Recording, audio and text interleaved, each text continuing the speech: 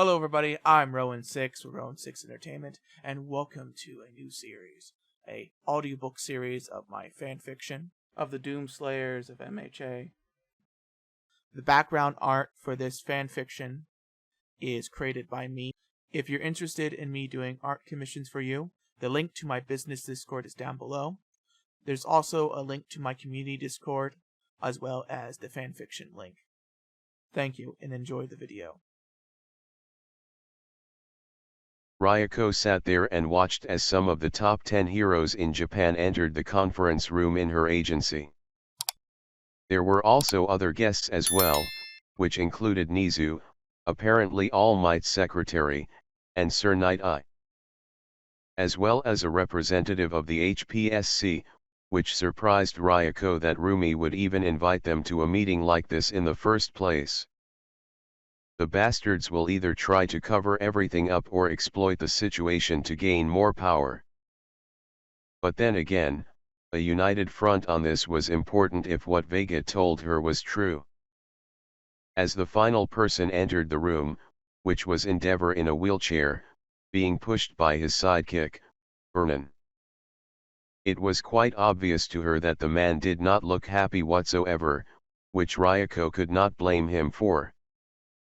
It's got to suck having a broken leg and arm and being forced to wheel around in a wheelchair.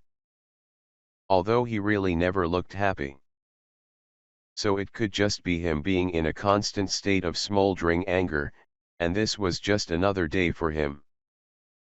Either way, it did not matter, all that did was that he was here. As everybody sat down, it was the HPSC representative who spoke up first. Okay, Ryukyu.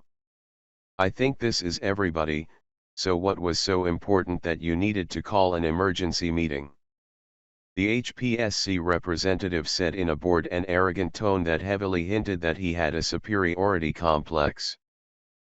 Well, first, I'm not the one who called this meeting, I'm merely hosting it due to Ground Zero being very close to here. Ryoko said it in the most professional way that was possible. Then would you mind telling us who called this meeting? Nizu asked curiously. That would be me, Pops, and sorry I was late. I have not been here in a long time, and I forgot what floor the conference room was on. Rumi said, smiling viciously, as she entered the room with a mountain of a man behind her and with her helmet off so everybody could tell it was her. Everybody's eyes widened at the sight of a fully armed Miruko, who looked like she aged a couple of years. But what grabbed a lot of other people's attention was that Miruko, the rabbit hero, called Nizu Pops. Seeing this, Nizu decided to clear the air, as well as get everybody back on topic. Before anyone says anything. Yes, Miruko is my adopted daughter. I adopted her when she was 7 and raised her in secret. But that is not why we're here, we are here because she called a meeting. Now would you like to explain why you're older and who your friend is? Nizu said tiredly, but still remaining as professional as possible. Nodding, Rumi pulled over a chair that was meant for bigger heroes like All Might. When she did, the Doomslayer sat down in it, then she flopped into his lap and spoke. Before I get to any explanations, I should introduce you to my husband, whose code name is the Bane of Hell, the Doomslayer, and our AI companion, Vega. Rumi said, to which the Doomslayer waved awkwardly, as Vega gave a polite hello. The announcement of Rumi being married made Ryoko and Nizu do a double take. Seeing that her smile grew, but she continued as if what she said was not a big deal. Now, or why I called this meeting and why I'm older, I think I should let Vega explain that. Because after 600 years, I still don't understand the technical jargon that he spits out. Rumi said nonchalantly. Which again made everybody in the room do a double take about how long she was apparently working with this AI. which made no sense to anybody, including Nizu. But none of them could really dwell too much on it since Vegas spoke up shortly after she finished. Hello, I am Vega, an artificial intelligence that assists the Slayers. If I am correct, the one you know as Miruko was gone for around a week for you. Is this correct? Vega asked, which Nizu quickly responded to with a nod of his head, seeing that he continued. My hypothesis was correct then. It appears that the Slayer's home dimension operates on a totally different timetable. If I'm correct, around 1 day here equals 100 years in Hell and the Argenta people's home dimension. Vega said, causing everybody's eyes to widen in shock. But the HPSC representative just scoffed before speaking up. You expect us to believe that she was gone for a little over 600 years, and she was in a totally different dimension for that time. Not to mention that hell exists, scoff. Don't be ridiculous. The HPSC representative said he didn't believe a single word. Undeterred and unfazed by the man's arrogance, Vega answered his question. Yes, the Slayers have been fighting together for 600 years against the forces of hell. The Doom Slayer had been fighting for several millennia before he met Miruko, whom we met 3 months after arriving in Argent and more.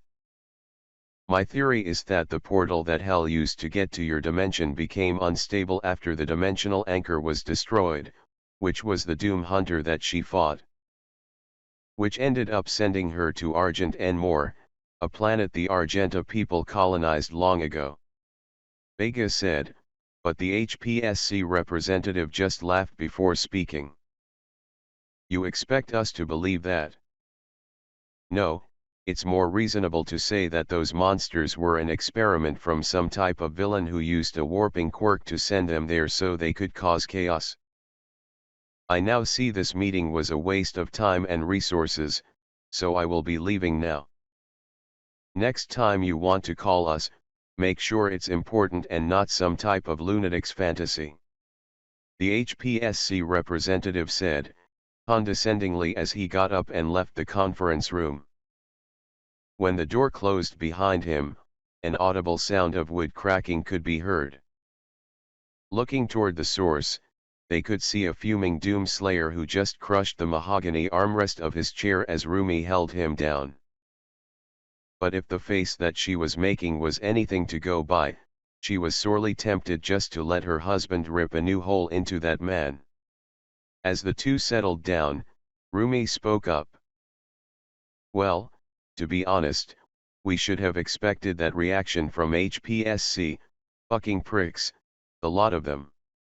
Rumi said, with the last part she mumbled, but it was still loud enough for everybody to hear. Indeed, Ms. Slayer, even though their reactions were within established parameters, the effort needed to be made nonetheless. Although I do have to admit being dismissed like that without asking if we had proof, which we have an abundance of, was annoying, and if I may quote Ms. Slayer here. It is obvious that the man has the brains of a barfing canary, and a stick so far up his ass that he should be considered a human shish kebab. Vega said, which made everybody snort, including the Doom Slayer and Rumi. Although that was amusing, I believe we need to address something first before we can discuss this incident further. Night Eye said stiffly as he adjusted his glasses. And that is? Vega asked curiously but with an edge in his tone. Not deterred in the slightest by Vegas's tone, Night Eye answered. First, I think we should know the identity of the Doom Slayer, and we should also verify that this woman is indeed Miruko. Second, the Doom Slayer should be charged with vigilantism, especially since I believe I caught that you said both of them were from this dimension. And with your calculations, I believe he should know our laws, including the vigilante laws. Night Eye said. This only made Rumi and the Doom Slayer laugh, Even Vega laughed, but it was obvious it was only an approximation of laughter. But everybody could hear the mirth in Vega's voice when he spoke up. Unfortunately, your vigilante laws do not apply to the Doom Slayer since he does not have the genetic mutations that you call quirks. Vega said, amused, causing everybody to gasp in shock and surprise. But Night Eye quickly recovered, but before he could speak, Vega spoke up again. In fact, everything he has done would be classified under self-defense since he did not use a quirk, and he defended not only himself but also others.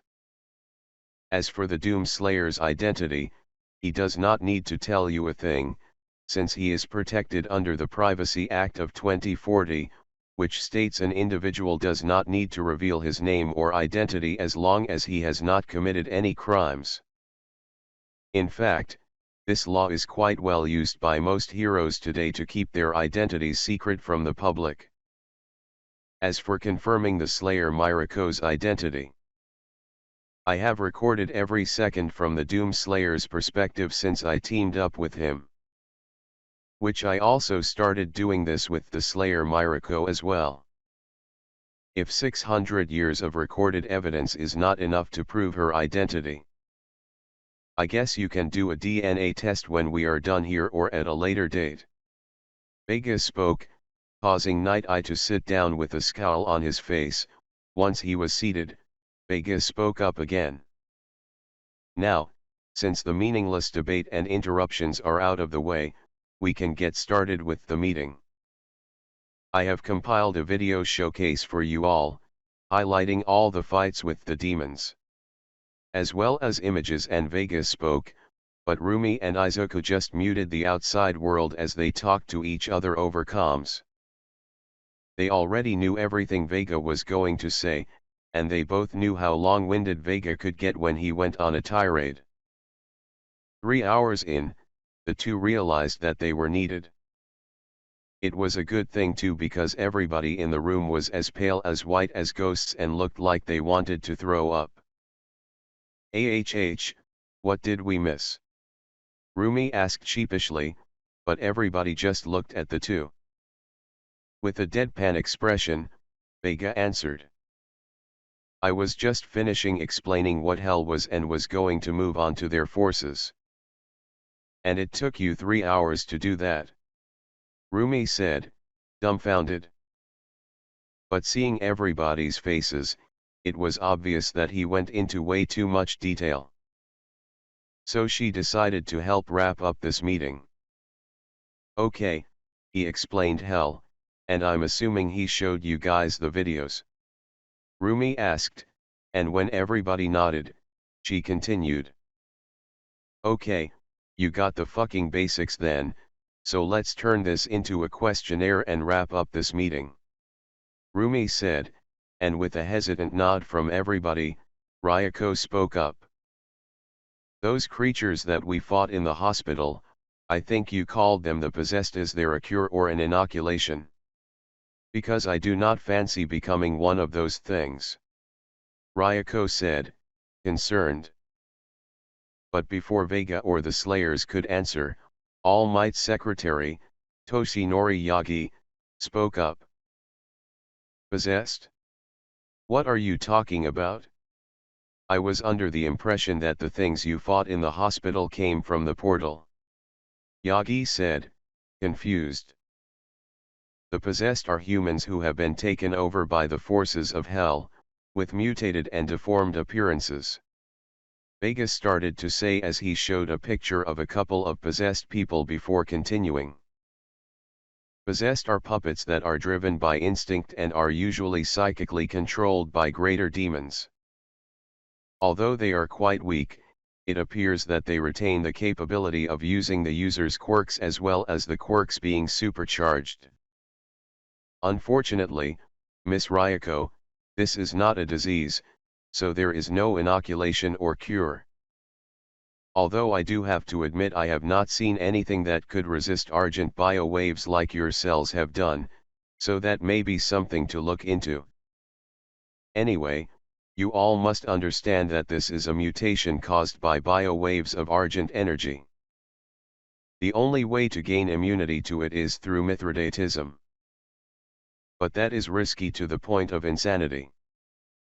The only reason that Miss Slayer is immune is that we had a near unlimited supply of demons to harvest energy from. A heart from a greater demon, and a fragment of the Dark Lord, as well as a prototype of the divinity machine that had to be extensively modified. It took 6 years to complete that for one person. If the planet were inhabited by anything but demons, the process could have created a massive amount of possessed or worse. Vegas said. And what is argent energy, if I may ask? Nizu asked, but instead of Vega responding, it was Rumi this time. That's classified, Pops. Rumi said seriously. But Nizu was still curious, probably even more so now. Seeing this, Rumi let out a low growl before speaking up again. Trust me, Pops, unless you don't want the planet being fucked sideways by a rabies-infested mancubus. You will drop the subject into the deepest parts of the abyss and forget it ever existed. Rumi said menacingly, causing everybody to stiffen. Thankfully, this was enough to get the message across to her father. Not wanting to deal with any more bullshit, she ended the meeting there. But as everybody left the room, the two slayers were approached by Ryuko and Nizu.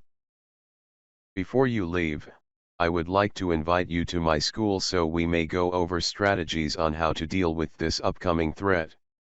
Nizu said. Rumi knew that a strategy meeting was the last thing on his mind. Oh, she did not doubt that the meeting was going to be about strategies. But she knew that he was calling this meeting to get something from her and her husband. Please, Pops, just tell us what you actually want because I have no patience to deal with the chess game you're playing. Tell us what you want now, or you can count us out of it. Rumi said. Which just caused Nizu to sigh before answering. Fine, I wanted to talk about this in private, but if I must. Although I did intend to talk about strategies, I mostly wanted to offer you a position as well as your husband as a teacher in my school. Do this, and I will guarantee your husband will get a hero license. Although he will have to go through a practical exam to get one, I know that it would not be an issue for him. Especially if the reports I have gotten on how he handled the demons are anything to go by. Nizu said seriously. Rumi wanted to say no, because babysitting brats would be too much of a hassle. But her husband had a problem, and this could fix it. She and Vega have been trying for centuries now to get him to talk, and they made progress in doing so. But he only really talked when he absolutely needed to, otherwise, he would remain silent. Being isolated for several millennia made it a really bad habit that Rumi was determined to break. And her father just so happened to offer a position that would make him speak more. Plus, her husband was extremely smart and had a plethora of knowledge on demons. And all she would have to do is kick some brats into shape, literally and figuratively speaking. Okay, but I and my husband and I are in charge of their physical training and combat training, and my husband teaches demon mythology and tactics.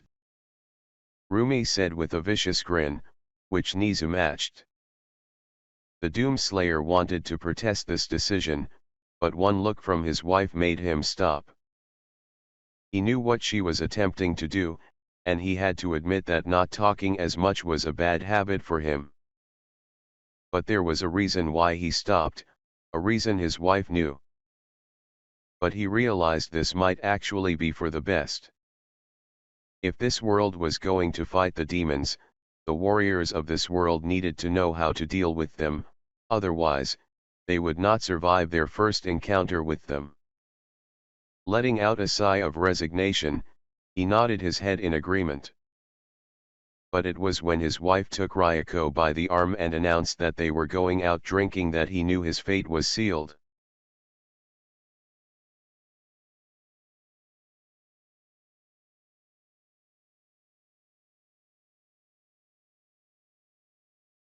Make sure you guys like and subscribe, and I'll see you guys next time. Bye!